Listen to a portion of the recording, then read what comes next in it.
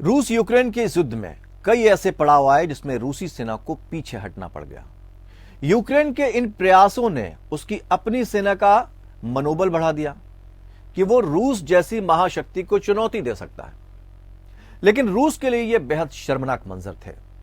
रूसी सेना को कई जगह यूक्रेनी सेना पीछे धकेलती नजर आई और जिन इलाकों पर भी रूसी सेना का कब्जा था उसे यूक्रेनी सेना ने वापस छुड़ा लिया। इससे रूसी सेना की रणनीति और साख दोनों प्रभावित हो गई। रूस यूक्रेन के इस हमले से तिलमिला गया। रूस इसलिए नहीं भड़का कि यूक्रेनी सेना ने उसकी सेना को पीछे धकेल दिया, बल्कि रूस का गुस्सा इसलिए बढ़ गया क्योंकि नाटो और अमेरिका लगातार यूक्रेन के पीछे खड़े होकर उसकी मदद कर रहे हैं। यही वजह है कि रूस ने अपनी रणनीति में बदलाव किया है। मीडिया में ऐसी खबरें आ रही हैं कि रूस का निशाना अब सिर्फ यूक्रेन नहीं है, बल्कि उसने नाटो और अमेरिका को भी सबक देने की तैयारी कर ली है। और अगर ऐसा होता है तो क्या यह माना जाए कि हम एक और विश्व युद्ध के मुहाने पर खड़े हैं?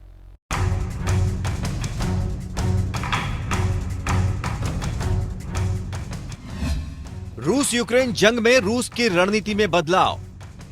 नया कमांडर यमराज बनकर बरपाएगा कहर। जी हां, रूस ने नए कमांडर के साथ अपनी स्ट्रेटजी में भी बदलाव किया है। आर्मी भर्तियों के लिए उसने पहले ही नियमों को अपडेट कर दिया है। नए कमांडर के आने से पहले ही बन चुकी थी रणनीति। यूक्रेन के साथ युद्ध में रूस के सैनिकों को कई जगह पीछे हटना पड़ा था, जिससे रूस की सेना पर सवाल खड़े होने लगे थे। उसकी महाशक्ति की साख पर बट्टा लगने लगा था। इसलिए रूस ने सेना को और खतरनाक बनाने का संकल्प लिया और नई भर्तियों के साथ ही सैनिकों को अपडेट करके अपनी रणनीति में बदलाव कर दिए। नई रणनीति यूक्रेन के लिए बड़ी चुनौती साबित हो सकती है। अब तक रूस यूक्रेन को हल्के में लेता रहा, लेकिन जिस तरह से यूक्रेन युद्ध में डटा हुआ है उससे रूस के लिए नई चुनौतियां खड़ी हो गई हैं। यही वजह है कि रूस के राष्ट्रपति व्लादिमीर पुतिन ने अपना नया कमांडर बदलने से पहले ही सेना की भर्तियों और रणनीतियों में बदलाव शुरू कर दिए थे, ताकि उसके मुताबिक यूक्रेनी सेना को बचने का कोई मौका ना दिया जाए और जिन इलाकों से रूसी सेना पीछे हटी उसको फिर से हासिल किया जा सके और यूक्रेन को बैकफुट पर धकेला जा सके। पुतिन की नई रणनीति के तहत रूसी सेना को और अधिक हमलावर बनाने के साथ ही नाटो सहित पश्चिमी देशों की तरफ अपने हथियार तैनात करने की नीति में रूस जुट गया है। पुतिन का टारगेट सिर्फ और सिर्फ युद्ध जीतना है। जंग में रूसी हाइपरसोनिक मिसाइल प्रलय लाने को तैयार है। साल 2023 में रूस की नेवी और एयरफोर्स को नए अजेय हथियार मिलने वाले हैं, जिससे युद्ध के और भयावह होने के आसार नजर आ रहे हैं।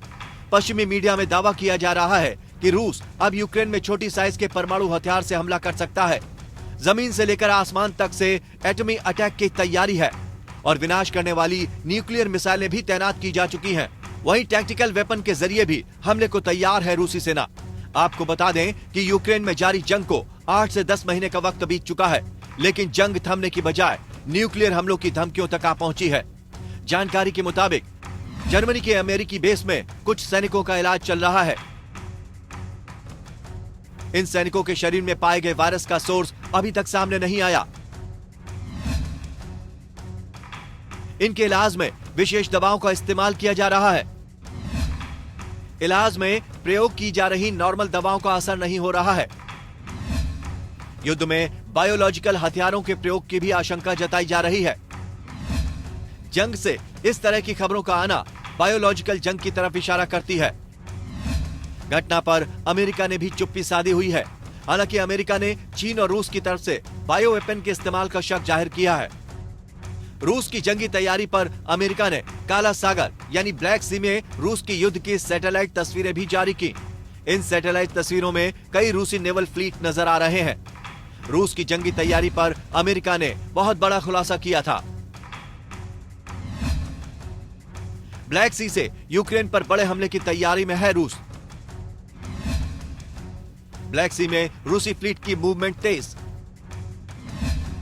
सेवस्तोपोल में रशियन जंगी हथियारों और सैनिकों की तादाद बढ़ गई है। अमेरिका ने जारी की ब्लैक सी में रूस की युद्ध की सैटेलाइट तस्वीरें। आपको बता दें कि रूस और यूक्रेन में जारी जंग अपने 10वें महीने में भी जारी है। Anti aircraft missile system book M3 और Su-35 विमान का वीडियो भी जारी किया गया है। लेकिन इस वीडियो की तारीख, स्थान या परिस्थितियों की पुष्टि नहीं की जा सकती।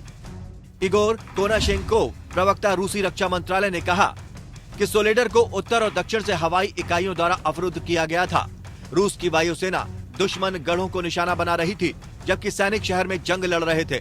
इस विशेष सैन्य अभियान के दौरान रूस ने मल्टीपल रॉकेट लॉन्चर TOS-1 का इस्तेमाल किया।